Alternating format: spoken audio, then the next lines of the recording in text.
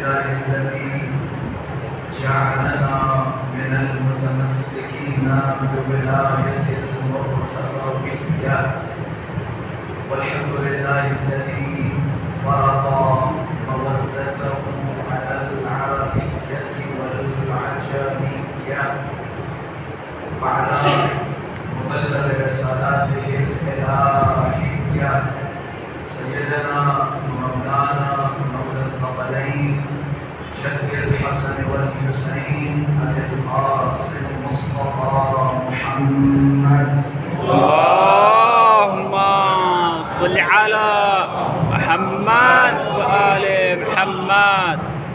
اللهم صل وسلم وزد وبارك على صاحب الدعوة النبوية والصولة الحيدرية والعصمة الفاطمية والحلم الحسنية والشجاعة الحسينية والعبادة السجادية والمعاصر الباقرية والآثار الجعفرية والعلوم الكاظمية والحجج الرضوية والجود النقوية والنقابة النقوية والغيبة العسكرية والغيبة الإلهية الحجة القائمية. اللهم صل على محمد وآل محمد وعجل. اللهم عجل لوليك الفرج والعافية والنصر واجعلنا من أعوانه وأنصاره. أما بعد فقد قال الله تبارك وتعالى في محكم كتابه ومتقن خطابه. بسم الله الرحمن الرحيم. فبشر عباد الذين يستمعون القول ويتبعون أحسنه أولئك الذين هداهم الله وأولئك هم أولو الألباب. صدق الله العلي العظيم. اللهم صل على محمد وآل محمد.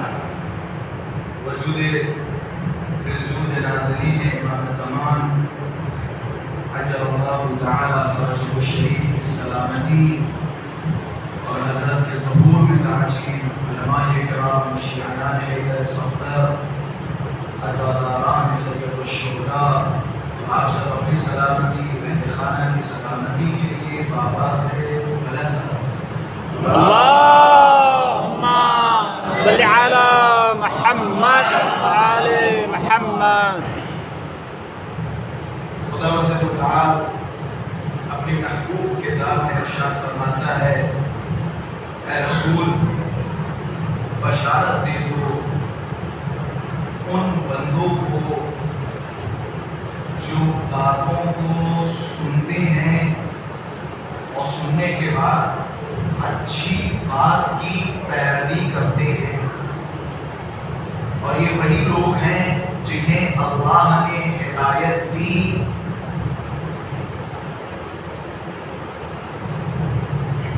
خداوند متعال نے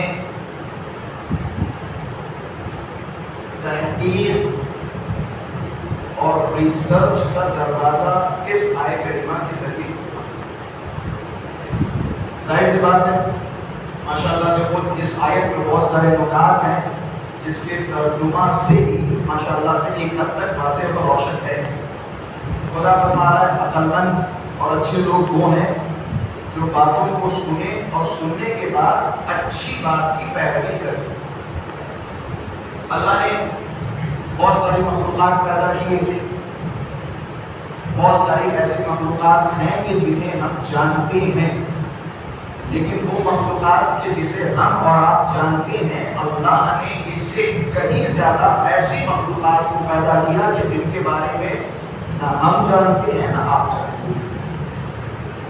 امام سجاد کی دعا کے چند فقرے جس میں مولا سجاد یہ بتانا چاہتی ہیں کہ دیکھو اللہ نے کیسی کیسی مخلوقات تمہارے سوا پیدا کی.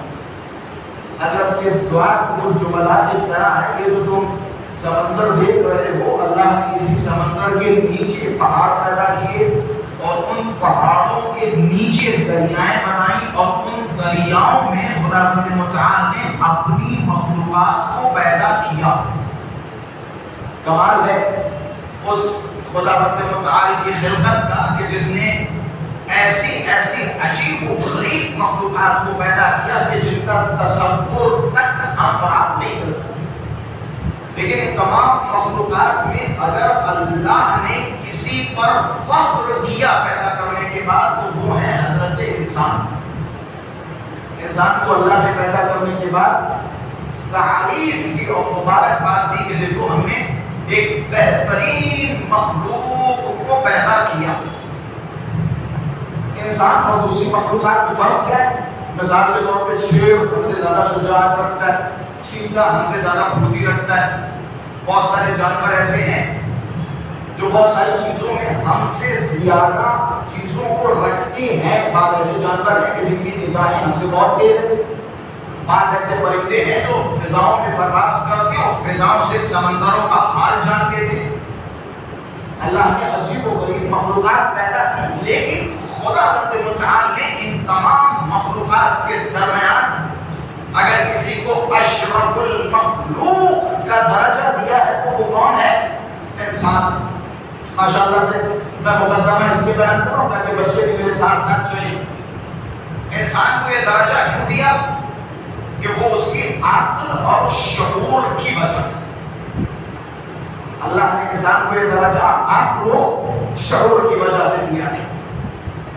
کچھ اللہ نے ایسے مخلوقات پیدا کیے جن کے پاس ہر شے ہم سے زیادہ ہے، لیکن ایک شے جو ہمارے پاس ہے وہ ان کے پاس نہیں ہے، وہ ہے شہوت. جیسے ملائکہ، فرشتے. اسی طریقے سے کچھ مخلوق ایسے پیدا کیے جن کے پاس شہوت بھی ہے لیکن ایک شے نہیں ہے، وہ ہے عقل. اور یہی وجہ ہے حضرات معصومین علیہ السلام نے فرمایا انسان کو اللہ نے مختار بنایا، عقل عطا فرمائی، شہوت عطا فرمائی. اگر یہ انسان اپنی شہوت پہ کنٹرول کرے اور عقل کا استعمال کرے تو یہ ملائکہ سے افضل ہو جاتا ہے. لیکن یہی انسان اگر اپنی شہوت پہ کنٹرول نہ کرے اور عقل کا بخوبی استعمال نہ کرے تو یہی انسان حیوان اور جانور سے بدتر ہو جاتا ہے.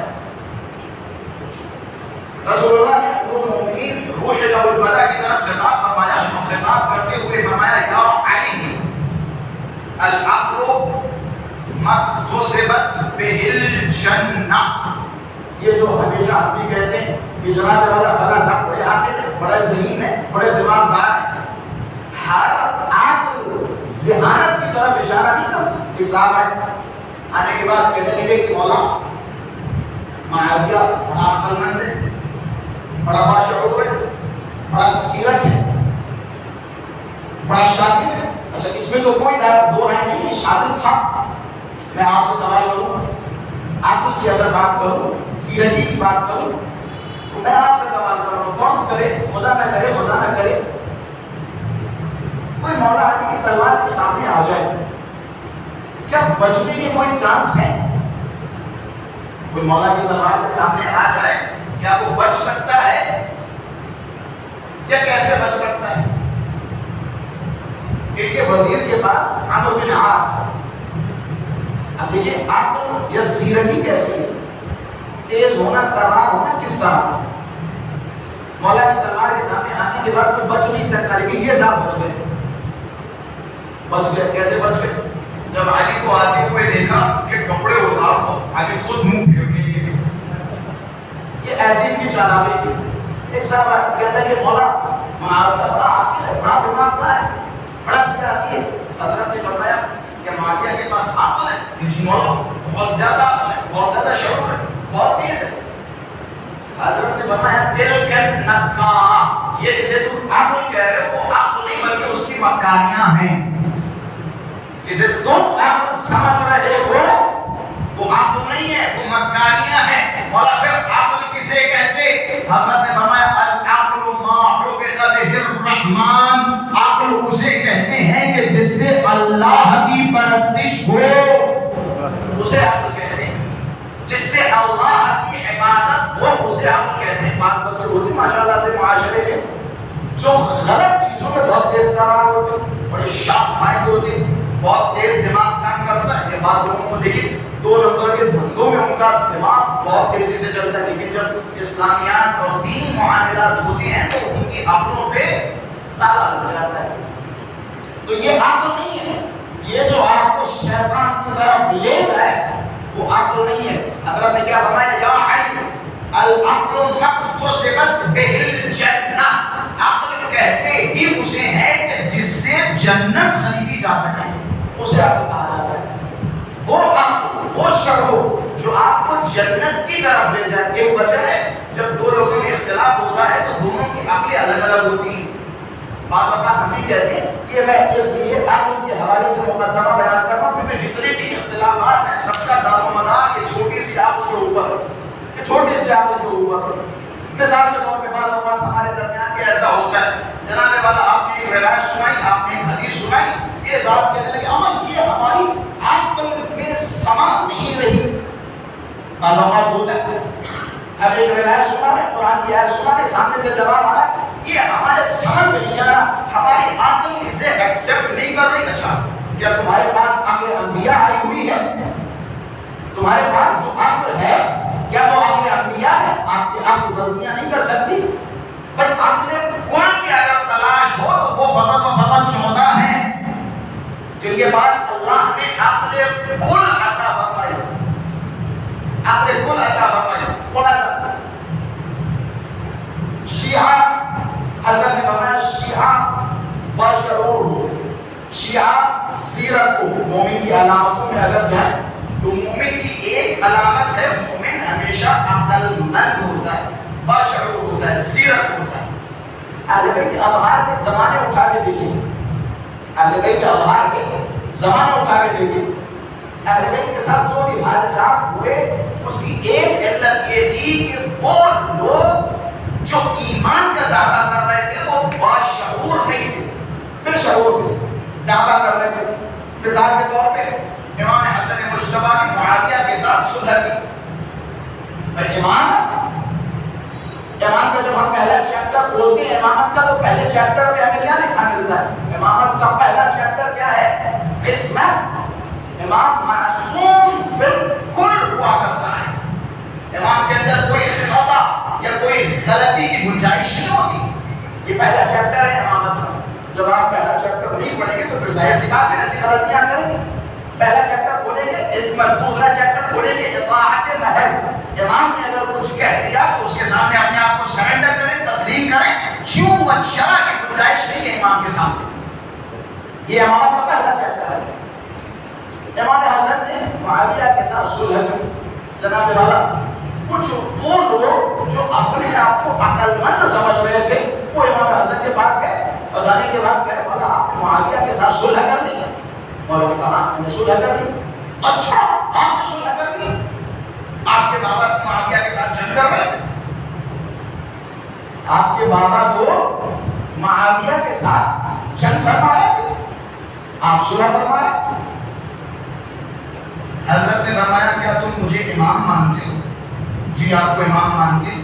کہ جب تم مجھے امام مانتا ہے تو کیا تم نے قاعدہ امامت نہیں پڑھا کہ امام معصوم ہوا کرتا ہے؟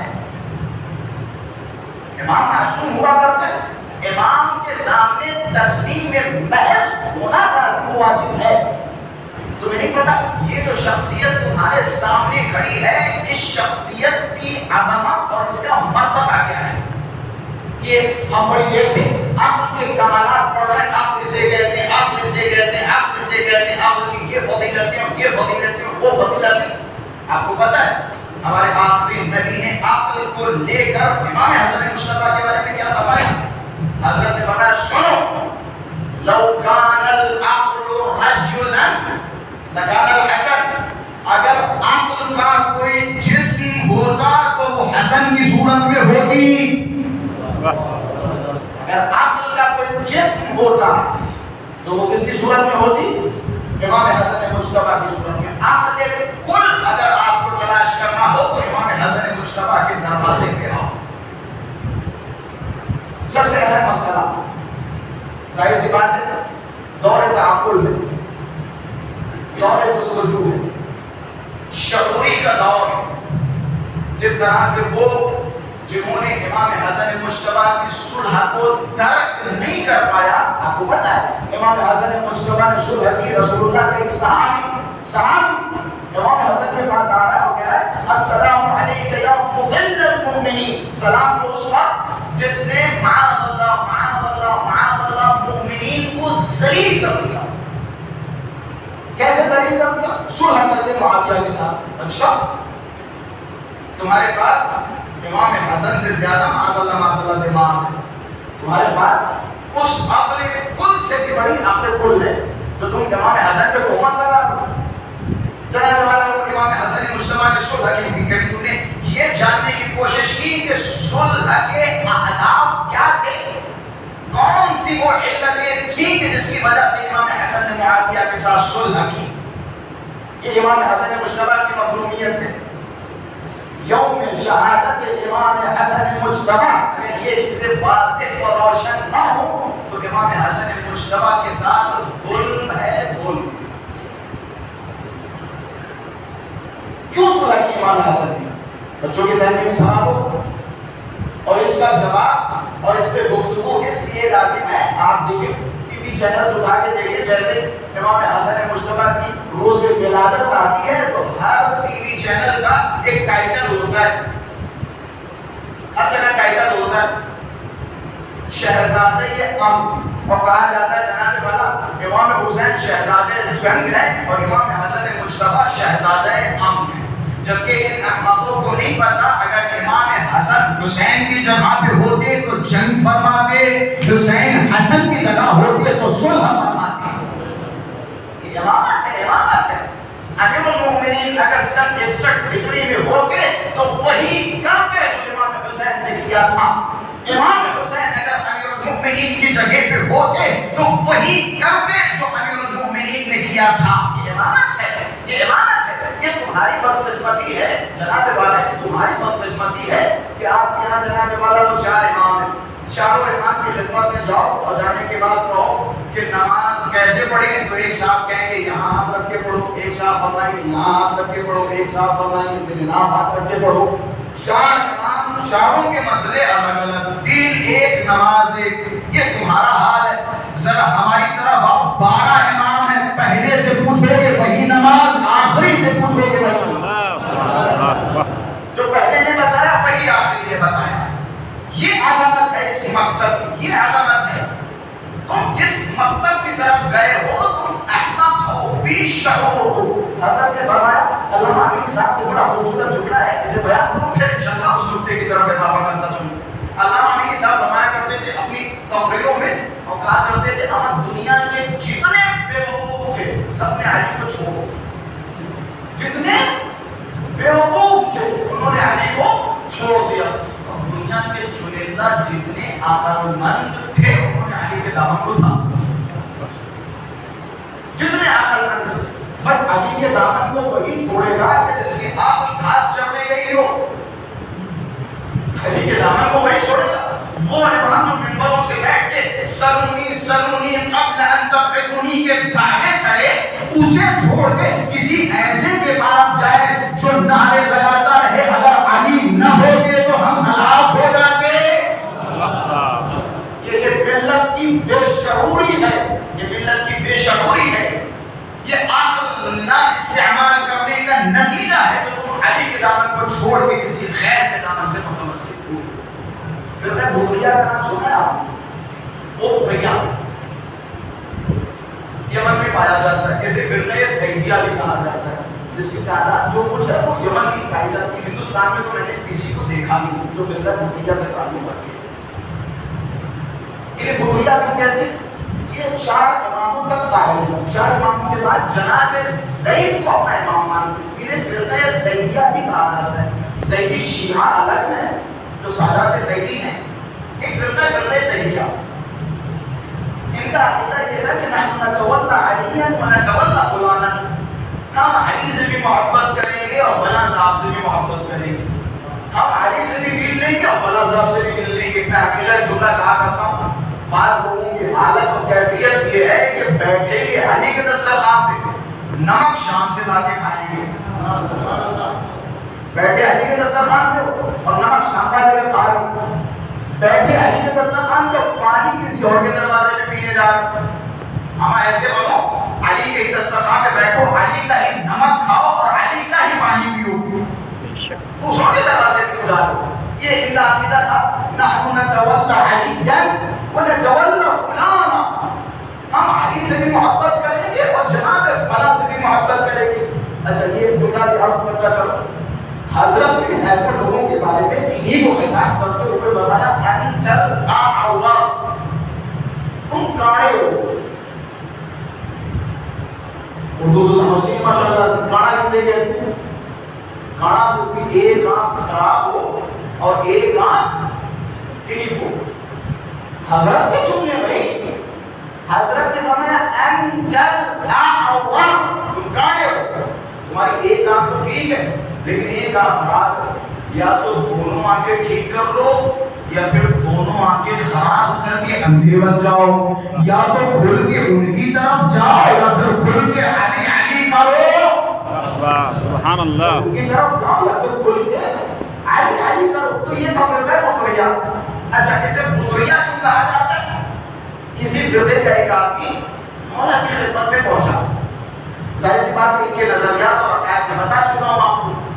حضرت نے انہیں بھگایا کہ بات سنو، انتم بطرتم امرنا، تم لوگوں نے ہمارے امر کو توڑ دیا، چھوڑ دیا۔ اسی دن سے ان کا نام پڑ گیا بطریہ، وہ کہ جنہوں نے اہل بیت کے مقصد اور مشن کو چھوڑ دیا۔ یہ بھی بڑا دقیق جملہ ہے۔ عقیدہ کیا تھا؟ علی کے ساتھ بھی ہیں اور فلاں کے ساتھ بھی ہیں۔ مولا نے کیا فرمایا؟ تم وہ لوگ ہو جنہوں نے ہمارے مشن کو توڑ دیا۔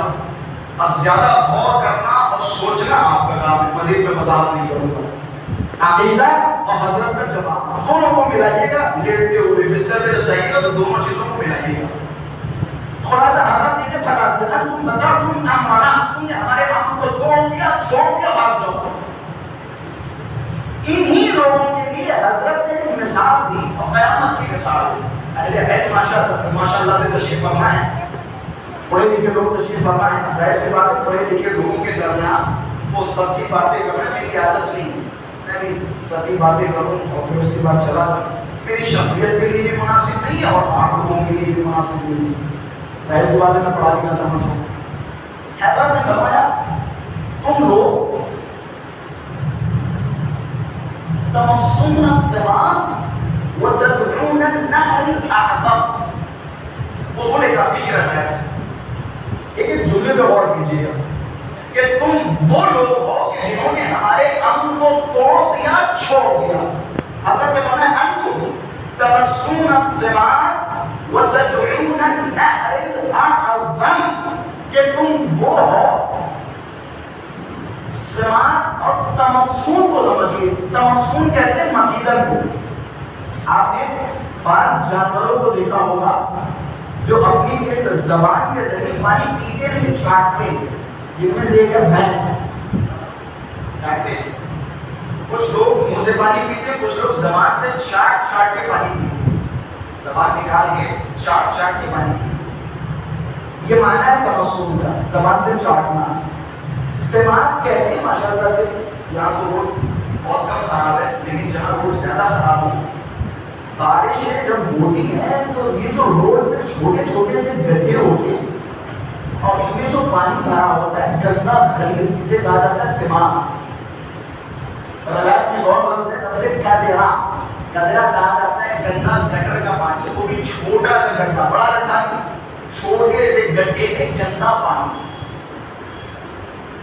اللہ اکبر، مولا نے دیکھے امام کا کلام ہے، امام الکلام ہے، وہ جو اہل بیت کے دروازے کو چھوڑ کے الفاظ بدلوں، وہ جنہوں نے امام جعفر صادق کا دروازہ چھوڑا اور اس کے دروازے سے متمسک ہوئے، جو حضرت کا خود شاگرد ہو، استاد کو چھوڑ کے شاگرد کے دروازے پہ جانا حماقت نہیں ہے، بل جملے ہیں لولا السنتان لہلک النعمان، اگر 2 سال امام صادق کی خدمت میں شاگردی نہ کی ہوتی تو نعمان صاحب یعنی ابو حنیفہ صاحب ہلاک ہو چکے ہوتے، یہ جملات ہیں۔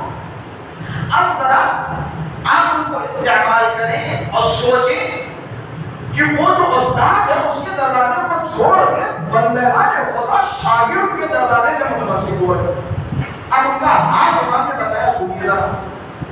امام نے فرمایا تمہارا حال ایسا ہے، توسن کا معنی سمجھ گئے، دماغ کا معنی سمجھ گئے۔ حضرت نے فرمایا تمہاری مثال ٹھیک ایسی ہے کہ جیسے تم لوگ گندے پانی کو اپنی زبان سے چاٹ رہے ہو جبکہ نہر اعظم تمہارے سامنے کھڑی ہے۔ سبحان اللہ سبحان اللہ۔ نہر اعظم تمہارے سامنے کھڑی ہے۔ ہمارے پاس آؤ، ہمارے پاس آؤ، ہم زمین سے زیادہ آسمان کے راستے جانتے ہیں۔ ہمارے پاس آؤ، ہمارے پاس آؤ۔ دنیا جہاں اپنی عاجزی کی دلیلیں دے رہی ہو، دنیا جہاں عاجز ہو، دنیا جہاں بار بار یہ کہہ رہی ہو کہ جناب دیکھو ہمارے کاندھے پہ شیطان سوار رہتا ہے، اگر غلطی سے ادھر ادھر بھٹک جائے تو پکڑ کے سیدھے راستے میں لے کے آ جانا۔ دنیا جہاں یہ کہہ رہی ہو، وہی ایک ایسی شخصیت ہو جو ممبر سے بیٹھ کے لوگوں کو خطاب کر کے کہے سلونی سلونی قبل ان تفقدونی، جو پوچھنا ہو پوچھو اس سے پہلے کہ علی تمہارے درمیان سے چلا جائے، پوچھو۔ اب عقلمند انسان اس کے دامن سے متمسک ہوگا یا اس کے دامن سے متمسک ہوگا جس سے سوال کیا جائے کہ میاں پانی ختم ہو گیا تو کیا کریں؟ بچے سے سوال کیجئے پانی اگر نہ ہو تو کیا کریں؟ بچہ جواب دے گا تیمم۔ عمار نے ایک صاحب سے سوال کیا، بہت بڑی شخصیت ہے۔ عمار نے فرمایا کہ بھئی پانی نہیں ہے کیا کریں؟ چھوڑ دو، نماز مدینے میں پڑھ لیں گے چلتی ہے۔ جسے مسئلہ تیمم نہ معلوم ہو، جسے تیمم کے مسائل معلوم نہ ہو، اور ہم جیسے مثال کے طور پہ یہ لوگ احمد و 20 علی کو چھوڑ کے اسے امام مان لیں تو اسے جاہل اور احمد نہ کہا جائے تو پھر کیا بتائیے؟ اللہ کیا فرما رہا ہے؟ الذین یستمعون القول فیتبعون احسنہ، عقل مند وہ ہیں، اچھے لوگ وہ ہیں جو باتوں کو سنیں اور سننے کے بعد اچھی بات کی پیروی کریں۔ کیا تم نے علی کی باتوں کو نہیں سنا؟ مولا کا یہ جملہ تو مشہور معروف آپ لوگوں نے سنا ہی سنا، سلونی سلونی قبل ان تفقدونی۔ ایک جملہ اور ہے تو مجھے بڑا اچھا لگتا ہے، کہتے مولا منبر پہ کبھی کبھی آیا کرتے تھے وَأَوْمَعَ إِلَىٰ صَدْرِهِ، اپنے سینے کی طرف اشارہ کرتے تھے جب بعض روایتوں میں سینوں کو کوبتے تھے اس طرح، وہ فرمایا کرتے تھے إِنَّهَا هُنَا لَعِلْمًا جَمًّا، کہاں بھٹک رہے ہو ادھر ادھر ادھر آؤ، علی کے سینے میں ڈھیر سارا علم بھرا ہوا ہے، علی کے پاس آؤ، علی کے دروازے کو چھوڑو گے تو کہاں جاؤ گے؟ تو کہا اللہ نے یہ عقل دے کے تمہیں اشرف المخلوق قرار دیا، لیکن جب کسی عقل کو علی سے چھوڑ کے کسی غیر میں استعمال کرو گے تو تمہارا حال وہی ہوگا جسے خود اللہ نے فرمایا کہ کبھی کبھی انسان جانوروں سے بدتر ہو جاتا ہے۔ وہ عقل، وہ شعور، وہ وجدان جو علی کے دامن کو چھڑا کے کسی غیر سے متمسک کر دے وہ جانوروں سے بدتر ہوا کرتا ہے۔ جو علی کے دامن کو چھڑوا، وہ کہا اگر اہل بیت اطہار نے کوئی کام کیا، عقل مند کا فریضہ یہ ہے کہ وہ 2 قاعدے کو اپنے ذہن میں رکھے، ایک ہے قاعدہ عصمت اور دوسرا ہے قاعدہ اطاعت۔ امام کا ہر کام مصلحت کے ساتھ ہوتا ہے۔ اب اگر امام حسن مجتبی نے معاویہ کے ساتھ صلح کی تو عقل مند کا فریضہ یہ ہے کہ وہ امام حسن مجتبی کو فالو کرے۔ امام رضا نے اگر ولی عہدی قبول کی تو عقل مند کا فریضہ ہے کہ وہ امام رضا کے سامنے اپنے آپ کو تسلیم کرے۔ میں نے ولی عہدی امام رضا کے جو فوائد تھے اس پہ گفتگو کی ہے کہ امام رضا کی ولی عہدی کے فائدے کیا ہیں. یہ یاد رکھیں اہل بیت اطہار نے جو کچھ کیا ان میں سے سب سے اہم شے جس کے لیے کیا وہ ہے شیعوں کی حفاظت. یہی جو امام حسن نے معاویہ کے ساتھ صلح کی اس کے کئی عوامل تھے جن کی وجہ سے صلح کی. پہلا یہ کہ حکمت خداوند متعال ہے کہ معاویہ کے ساتھ صلح کی جائے. اس سے پہلے کہ میں وہ چند عوامل آپ حضرات کے سامنے رکھوں یہ بات جاننا بہت ضروری ہے کہ امام حسن مجتبی نے صلح کا آغاز اپنی طرف سے نہیں کیا. ہوا کیا تھا تاریخ میں بتاؤں. جنگ صفین تو ہو چکی تھی. معاویہ نے امام حسین امام حسن کے خلاف پروپیگنڈے کرنا شروع کی. جتنے بھی بزرگان تھے ان سب کے کانوں میں یہ بات ڈال دی کہ دیکھو بھیا ہم تو صلح کرنے چاہتے ہیں, ہم تو صلح کرنا چاہتے ہیں, یہ دیکھو امام حسن ہے تو ہم سے لڑنا چاہتے ہیں. یہ بات اتنی لوگوں کے درمیان پھیلا کہ اب لوگ کیسے, لوگ تو احمد و بھی شعور و بھی سوال, لوگوں کے ذہن میں کہیں نہ کہیں یہ سوال پیدا ہو رہا تھا کہ معاویہ صلح چاہ رہا ہے اور امام حسن لڑنا چاہ رہے ہیں. اور ظاہر سی بات ہے اکثریت لوگوں کی ایسی ہے جو امن کو پسند کرتی, امن کو پسند کرتی. معاویہ نے ایک طرح سے پھیلا دیا کہ دیکھو ہم صلح کرنا چاہ رہے ہیں, ہم صلح کرنا چاہ رہے ہیں, لیکن امام حسن صلح نہیں کر رہے. ایک یہ بھی وجہ تھی کہ جو امام نے صلح کی. میں جلدی جلدی دو تین عوامل آپ حضرات کی خدمت میں بیان کروں. ایک یہ کہ حکمت خداوند متعال تھی کہ معاویہ کے ساتھ صلح کی جائے. دوسری, اگر آپ دور بنی امیہ کو اٹھا کے دیکھیں تو آپ کو اندازہ ہوگا کہ یہ بنو امیہ کا دور بنی ہاشم اور شیعیان علی کے لیے کیسا تھا. ذرا تصور کریں وہ دور کے جس دور میں ممبروں سے علی کو کھلا کھلا گالیاں دی جا رہی ہوں, وہ دور کے جہاں حکومت کی طرف سے امام جمعہ کو یہ لیڈر دیا جاتا تھا کہ خطبہ جمعہ میں علی پہ تبرہ کیا جائے. ایسے دور میں کہ جہاں شیعوں کے لیے علی کے لیے اتنا حساس دور ہو, ایسے دور میں امام حسن کو کیا کرنا چاہیے؟ یا تو امام حسن اس کے مقابلے میں کھڑے ہوں اور لڑے, اور جیسا کہ امام حسن نے لڑنے کی کوشش کی. حکم نامی ایک بندے کو امام نے بتایا کہ تم جاؤ مدینے کے بعد کھڑے ہو جاؤ. نخیلہ نامی جگہ پہ مولا نے فرمایا ہم تم سے ملیں گے اور پھر وہاں سے ہم شامات کے علاقوں میں جائیں گے اور معاویہ سے جنگ کریں گے. مولا نے 4000 کا لشکر حکم کے حوالے کیا کہ تم انتظار کرو میں پیچھے سے آ رہا ہوں. معاویہ کے ساتھ لڑنے کا ارادہ تھا, لیکن جب مولا گھر سے نکلے تو مولا کو خبر ملی کہ معاویہ کا خط حکم کے پاس آیا اور حکم سے معاویہ نے کہا کہ تمہارے لیے اتنی قیمت ہمارے پاس ہے اب تم سوچو کیا کرو گے. پتا چلا حکم جو امام کا 4000 کا لشکر لے کے گئے تھے امام کی حمایت میں معاویہ سے لڑنے کے لیے, وہ 4000 کا لشکر معاویہ سے لے کے گئے. ایک ریزن. اب ذرا تصور کریں جہاں 4000 کا لشکر ایک ساتھ معاویہ کے ساتھ جا کے مل جائے, وہ جو امام حسن کے ساتھ رہنا چاہ رہا تھا وہ ادھر چلا جائے تو امام حسن کیسے جنگ کرے. ایک آپ نے سنا ہوگا یہ ماشاءاللہ سے ایسی باتیں جنہیں علماء اہل تسنن قبول کرتے ہیں. وہ جا کے معاویہ سے مل جائے. آپ نے سنا ہوگا عبداللہ ابن مسعود, عبداللہ ابن عباس. اب میں زیادہ تاریخ کی گہرائیوں میں نہیں جانا چاہتا, لیکن آپ حضرات کو بخوبی پتا ہوگا کہ ان لوگوں کا رول کیا تھا امام حسن علیہ السلام کے ساتھ. امام نے ان سے مدد مانگی, انہوں نے صاف صاف اقرار کر دیا امام سے مدد, امام کی مدد کرنے سے.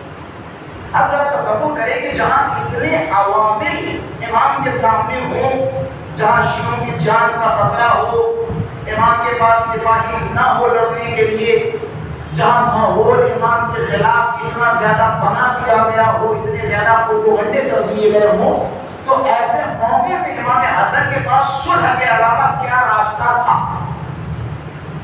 کیا راستہ تھا؟ اگر صلح نہ کرتے, اس حال میں اگر جنگ کرتے, تو وہ حال جو سن 61 ہجری میں امام حسین کا ہوا وہ اسی وقت امام حسن کے ساتھ ہو جاتا.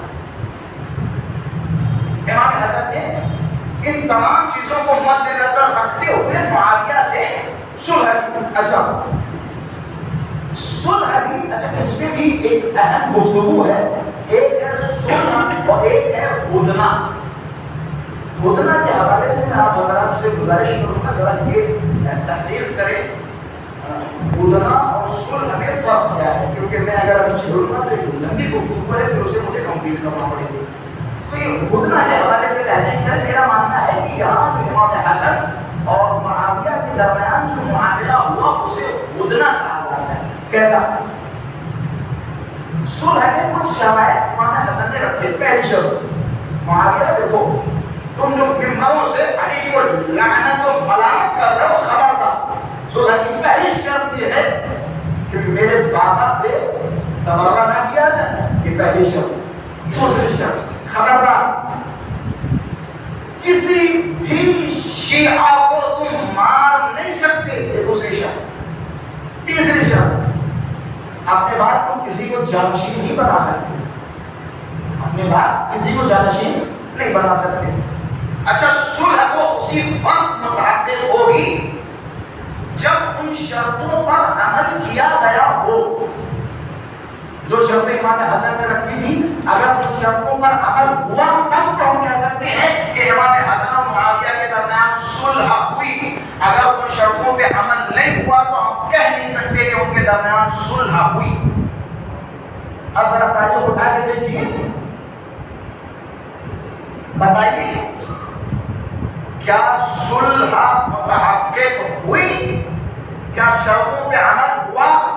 کیا اس صلح کے بعد امیر المؤمنین کو منبروں سے برا بھلا کہنا بند کیا گیا؟ کیا بنو امیہ کے منبروں سے علی کو گالیاں دینا بند کیا گیا؟ کوئی تاریخ بتائیے کہ جہاں ہو کہ بھائی اس صلح کے بعد علی کو برا بھلا نہیں کہا گیا. دوسرا، کیا اس کے بعد شیعوں کا قتل عام نہیں ہوا؟ ذرا حسن مصنع عبداللہ ان لوگوں کی تاریخ اٹھا کے دیکھیے. جناب زید، یہ جو امام زین العابدین کے بیٹے زید شہید، ذرا پتہ کیجیے کتنی بے دردی سے مارا بنو امیہ. امام حسن کے پوتے پتہ کیسے مارا؟ روایتوں میں ہے کہ جب یہ خبر چھٹے امام کو ملی تو چھٹے امام پہ بخار طاری ہوا اور کئی دنوں تک چھٹے امام اپنے گھر سے باہر نہیں نکلے. ایسا ظلم بنی امیہ نے کیا. کہتے ہیں ان کی پیٹھ پہ خوب کوڑے لگائے، خوب مارا. مارنے کے بعد جب پوری پیٹھ زخمی ہو گئی، پورا بدن کا گوشت پھٹ گیا تو اس کے اوپر اونٹ کی پیٹھ کی کھال. اونٹ کی پیٹھ آپ نے دیکھی، اس میں چھوٹے چھوٹے سے ہلکے ہلکے سے باریک باریک سے بال روئے ہوتے ہوئے. کہتے ہیں اونٹ کی پیٹھ کی کھال اس یزدادے کے پیٹھ پہ لگا دی. جب وہ سوکھ گئی تو اسے کھینچ لیا. تصور کرو یہ ظلم کھائے ہیں سادات کے ساتھ. کہتے ہیں چھٹے امام کو جب یہ خبر ملی تو چھٹے امام پہ بخار طاری ہوا، کئی دنوں تک گھر سے باہر نہیں نکلے. جناب زید کو کتنی بے دردی سے مارا، لٹکا دیا، کئی دنوں تک لٹکا رہا جناب زید کا جنازہ. امام سے پوچھا گیا مولا آپ گھر سے کیوں نہیں نکلتے؟ پھر کیسے نکلے جبکہ سامنے زید شہید کا لاشا ٹنگا ہوا ہے. ایسے ظلم بنے امیہ نے ڈھائے. اب ذرا بتاؤ کیا یہ صلح متحقق ہوئی؟ سب سے بڑی بات مولا نے کیا فرمایا تھا؟ اے معاویہ اپنے بعد تو کسی کو خلیفہ نہ بنانا. یزید اللعین کو خلیفہ بنا دیا گیا. اب مجھے بتائیے کیا یہ صلح متحقق ہوئی؟ اچھا ٹھیک ہے، کچھ عوامل کو مد نظر رکھ کے اگر امام نے یہ کام کیا تو دور کے شیعوں کا اور مولا کے چاہنے والوں کا فریضہ کیا تھا؟ وہ اپنی عقل استعمال کرتے، مولا کی حکمت کے سامنے اپنے آپ کو تسلیم کرتے. مولا کی حکمت کے سامنے اپنے آپ کو تسلیم کرتے. امام رضا نے جب مامون کی ولی عہدی کو قبول کیا تو ایک صاحب نے امام رضا کے پاس کیا لگے مولا آپ نے مامون کی ولی عہدی کو کیوں قبول کیا؟ حضرت نے فرمایا یوسف کو جانتے ہو؟ قرآن پڑھیے ذرا. قرآن میں دیکھو یوسف نے ایک کافر بادشاہ سے خود عہدہ مانگا. کیا کہا جناب یوسف نے کہ مجھے زمین کے خزانوں کا امین بنا دے، خود عہدہ مانگا، جبکہ میں نے مامون سے عہدہ مانگا نہیں، اس نے زبردستی دیا، میں نے مانگا نہیں۔ اب دیکھیے امام بابا کی مصنوعیت، حضرت نے فرمایا ذرا اپنی آستین ہٹاؤ اور وہ چیز جو تم لے کے آئے وہ باہر نکالو۔ آستین کھولی تو کیا دیکھا؟ چاقو۔ چاقو سوال کرنے چاقو لے کے آئے۔ جناب والا چاقو کیوں لے کے آئے؟ کہ اگر امام نے صحیح جواب نہیں دیا تو یہ زہر سے بوجھا چاقو امام کو نہ ہوگا۔ یہ تمہارا شعور، یہ تمہارا وجدان، یہ تمہاری عقل ہے؟ تم سوچ کیسے سکتے ہو امام کے مقابلے میں ان تمام چیزوں؟ سوچ کیسے سکتے ہو؟ جب امامت کے ایسے کمزور عقائد ہوں گے تو پھر ظاہر سی بات ہے کبھی اس طرف کبھی اس طرف۔ مومن کی یہ علامتیں نہیں، مومن اپنے ایمان میں پختہ ہوتا ہے۔ المؤمن ان المؤمن كالزبر الحديد، مومن کا ایمان لوہے کی طرح ہوتا ہے، مومن کا ایمان لوہے کی طرح ہوتا ہے۔ یہ روایت میں ہے ان المؤمن اشد من زبر الحديد، مومن لوہے سے زیادہ سخت ہوتا ہے۔ کیوں؟ کہتے ان الحدید اذا دخل النار لان، کہتے لوہا جب آگ میں جاتا ہے تو اپنا آکار بدل دیتا ہے، اپنی شکل بدل دیتا ہے، پگھل جاتا ہے۔ لیکن مومن اذا قتل ثم نشر ثم قتل ثم نشر لم يتغير قلبه، لیکن مومن کو تم مار ڈالو پھر زندہ کرو، پھر مار ڈالو پھر زندہ کرو، پھر بھی مومن کا ایمان بدلتا نہیں ہے، مومن کا ایمان بدلتا نہیں ہے۔ جناب عمار کو بلایا معاویہ نے، عمار علی کو چھوڑو، اچھا علی کو چھوڑو، علی کو چھوڑو، میں ہمیشہ کہتا ہوں علی سے بہتر کوئی لے کے آؤ چھوڑ دیں، علی سے بہتر لے کے آؤ چھوڑ دیں، علی سے افضل لے کے آؤ چھوڑ دیں۔ دکھاؤ عقل مند ہمیشہ اچھی چیز کو اختیار کرتا ہے، ہم تو عقل مند ہیں، ہم تو جو سب سے اچھا ہوگا اسے اختیار کریں گے۔ اگر علی سے اچھا تمہاری نظر میں کوئی ہے تو دکھاؤ۔ ہم نے دنیا کی سب سے افضل ترین شخصیات کو اختیار کیا، یہ ہماری عقل مندی ہے۔ عمار علی کو چھوڑو، اچھا علی کو چھوڑو، یہ لو ہیرے، یہ لو جواہرات، یہ لو یہ لو، کہ تم اس پیسے کے ذریعے علی کا سودا کر رہا ہو، ان چیزوں سے علی کی محبت کا سودا کر رہا ہو، کہ عمار تمہیں مار دیں گے، کہ سن تو مجھے مار دے، میرے بدن کو جلا دے، میری خاک کو اڑا دے، اس طرح میرے ساتھ 70 مرتبہ یہ کام انجام دے، پھر عمار کو کھڑا کر اور عمار سے پوچھ عمار میری طرف ہے یا علی کی طرف، تو عمار کی زبان سے علی کے سوا کسی کا نام نہیں